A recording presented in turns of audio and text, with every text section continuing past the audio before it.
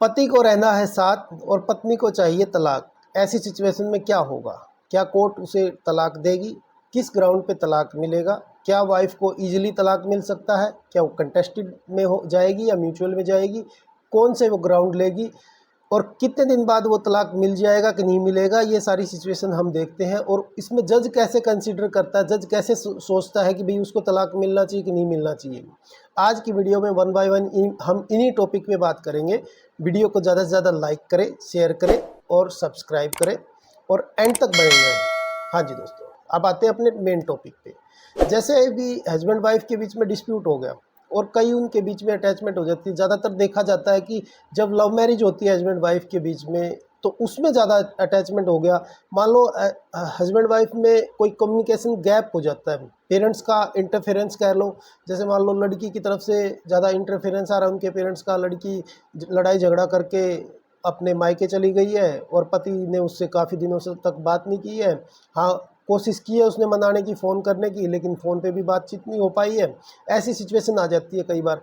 या उनके बीच में कोई ऐसी मिसअंडरस्टैंडिंग आ जाती है, ऐसा कोई ऐसी सिचुएशन आ जाती है ऐसी भाई कि वो आपस में नहीं बात कर सकते, अपनी खुल के नहीं बता सकते उन चीज़ों को। तो वो जो कम्युनिकेशन गैप हो जाता है उसको एक लीगल टर्म में ये बोलते हैं टेम्परामेंटल डिफरेंसेस, जिसमें एक दूसरे के बीच में मनमुटाव सा आ जाता है।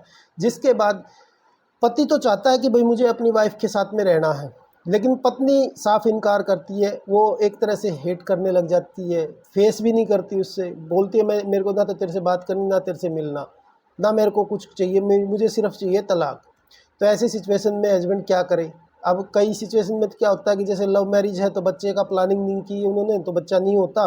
तो ऐसे में तो डिवोर्स थोड़ा बहुत सोच समझ के हो भी जाता, चलो बाद में हस्बैंड एग्री भी हो जाता, चलो भाई डिवोर्स कर देते हैं। लेकिन कई बार जब बच्चा हो जाता तो बच्चे से भी नहीं मिलने देती वाइफ, और फिर वो मेंटल एक तरह का ट्रॉमा कह लो, सिग्मा कह लो, वो आ जाता दिमाग में। हस्बैंड को परेशान करने के लिए वो ना तो बच्चे से मिलाएगी और साफ कहेगी मुझे तलाक चाहिए, मुझे परमानेंट एलिमेंट चाहिए, या मुझे जीरो अमाउंट पे भी छोड़ दो। कई वाइफ तो ऐसे भी आके कह देती है मुझे जीरो अमाउंट पे भी छोड़ दो, मुझे कुछ नहीं चाहिए तेरे से, मुझे तलाक चाहिए। लेकिन वो जो उनके बीच में जो एक अटैचमेंट होता है, देखिए सर, जब भी कुछ होता है जिसमें है तो एक ह्यूमन बीइंग ही, उनके बीच में जो इमोशनल अटैचमेंट हो जाता है, जो वो साथ में रहे थे, तो इतनी आसानी से उसको ब्रेक करना नहीं हो सकता, इतना आसानी से ब्रेक नहीं हो पाएगा वो चीज़। तो उसको ब्रेक करने में थोड़ा टाइम लगता है। तो वो कैसे होता है? या तो वो कोर्ट प्रोसीडिंग में जाएंगे, बार बार कोर्ट में आएंगे जाएंगे, समझेंगे देखेंगे तब होगा। या तो वहाँ पे उनका फिर से समझौता हो के साथ में रहने की पॉसिबिलिटी बन जाती है। कई बार वाइफ एग्री भी हो जाती है, चलो ठीक है भाई मान गया तो मैं चल लेती हूँ। कई बार ये होता है कि भाई हस्बैंड ने अपनी तरफ से सारी कोशिश करी है लेकिन वाइफ तब भी नहीं मानती। वो कभी अपने लॉयर का नंबर देती है, कभी बोलती है यहाँ जाके मिलो, कभी बोलती है वहाँ जाके मिलो, अपना फर्स्ट मोशन फाइल करो म्यूचुअल डिवोर्स, मुझे तुमसे कुछ नहीं चाहिए, या कोई डिमांड भी रख दे, तो इस तरह की कोई चीज़ें हो जाती है। तो ऐसी सिचुएशन में हस्बैंड के पास क्या ऑप्शन है कि वो क्या करे, कहाँ जाए, क्या करे? देखिए, सबसे पहली तो ये चीज़ है, आप अपना पूरा एफर्ट कीजिए। अगर आपके पास कोई एफर्ट के लिए है तो एफर्ट कीजिए, नहीं तो फिर एक सेक्शन 9 का, आप आरसीआर बोलते हैं उसको, रेस्टिट्यूशन ऑफ कंजुगल राइट्स का एक लीगल नोटिस भेज दीजिए। ठीक है, लीगल नोटिस का उसका रेस्पॉन्स का वेट कीजिए, वो रेस्पॉन्स में क्या कह रही है। अगर वो रेस्पॉन्स देती है तो ठीक है, नहीं तो वेट मत कीजिए, सीधा आप सेक्शन 9 का केस कोर्ट में फाइल कर दीजिए।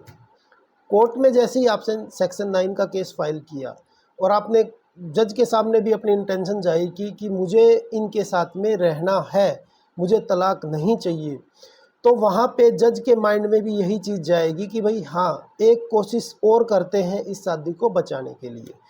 तो आपको वो काउंसलिंग में भेजेंगे जहाँ पे एक्सपर्ट लोग होते हैं। फैमिली कोर्ट में अगर आपका केस जाएगा सेक्शन 9 के थ्रू, तो वहाँ पे फैमिली कोर्ट में काउंसलर के पास जाएगा। काउंसलर एक्सपर्ट लोग होते हैं, वो उनको पता है कि किस सिचुएशन में कैसे शादी को बचाना, कैसे शादी को तोड़ना है, तो उनको सब चीज़ें पता है। तो पहले कोशिश करेंगे उसी पे ही जिस पे पॉसिबिलिटी दिख रही है। अगर मान लो बच्चा भी रहता है तो बच्चे के साथ में अगर वो चीज़ें हैं और ज़्यादा कॉम्प्लिकेटेड नहीं हुई हैं चीज़ें, तो वो कोशिश करते हैं शादी को बचाने के लिए।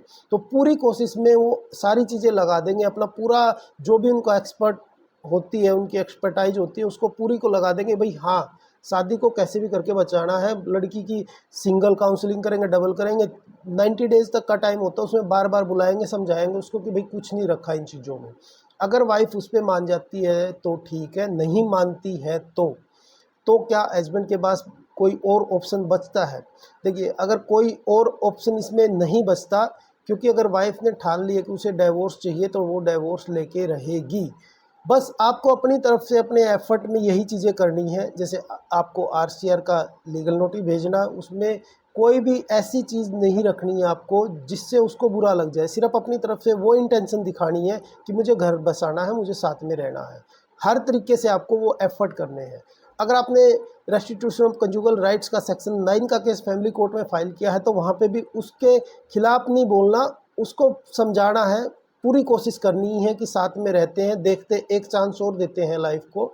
और ये सिर्फ हस्बैंड के लिए नहीं है, ये वाइफ को भी मैं कहना चाहूँगा। अगर ऐसी सिचुएशन आती है तो आप एक छोटी सी बात को या किसी छोटे से इंसिडेंट को मायने मत मानिए, उससे लाइफ नहीं डिसाइड होती। अगर ज़्यादा ही कॉम्प्लिकेटेड चीज़ें हो गई है तो ही अपने बीच में सेपरेशन यानी कि डिवोर्स के बारे में सोचें। अदरवाइज़ आप कोशिश कीजिए कि कैसे भी करके शादी को बचाया जा सके।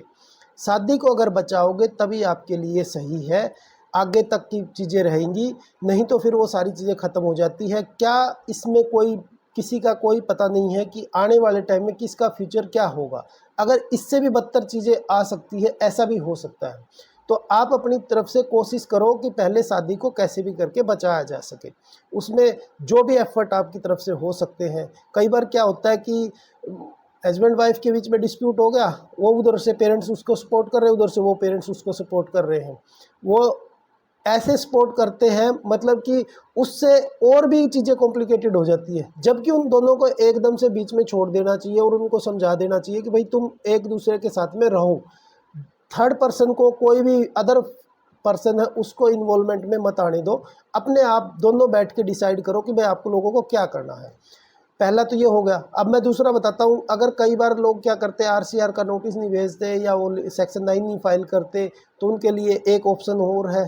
अगर कोई स्टेट में है या कहीं भी है, जैसे दिल्ली जैसे शहर में, मेट्रोपॉलिटन सिटी जो है, जो इनमें है, तो वो एक एप्लीकेशन लगा के काउंसलिंग के लिए भी कर सकते हैं। मीडिएशन के लिए भी एक एप्लीकेशन लगेगी हाई कोर्ट में कि भाई हमारी काउंसलिंग कराई जाए एक्सपर्ट से या मैरिज काउंसलर से मिला जाए। तो इस तरह की सिचुएशन में भी आप अपने इस डिस्प्यूट को सॉर्ट आउट कर सकते हो। इसमें अपने को मतलब अपनी शादी को बचा सकते हो। तो ये एफ़र्ट अब आपको करने हैं, पूरे एफ़र्ट दो उसमें। ये नहीं कि उसने म्यूचुअल डिवोर्स के लिए कह दिया और बोला कि मैंने, मेरे लॉयर ने साइन करने के लिए बुलाया, आज साइन करके चले जाओ। आप भी ईगो में और बिना चीज़ों को समझे और साइन करके आ जाओ। 10 दिन बाद फिर वही उसी चीज़ को लेके आप फिर पछतावा करते रहो कि भाई ये गलत हो गया, वो चीज़ें गलत होगी। तो उस चीज़ को अगर आपको उसी टाइम पे सुधारना है तो आप यही एफ़र्ट करो, उसमें पूरे एफ़र्ट अपने दो, ताकि वो चीज़ें आपके सामने आए। अलग रहना पड़े।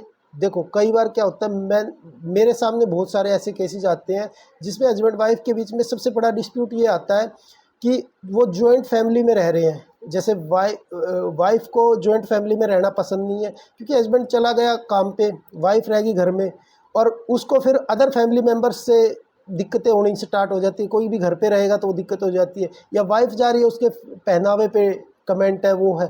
इन चीज़ों को अगर देखोगे तो आपके लाइफ में बहुत सारी चीज़ें कॉम्प्लिकेटेड हो जाएंगी। अगर उन चीज़ों को देखते रहोगे, या उसकी रिस्पेक्ट नहीं करी, उसको ऐसे बोल दिया, उसको वो कर दिया, तो कुछ चीज़ें आपको भी कॉम्प्रोमाइज़ करनी पड़ेंगी, कुछ चीज़ें उनको भी।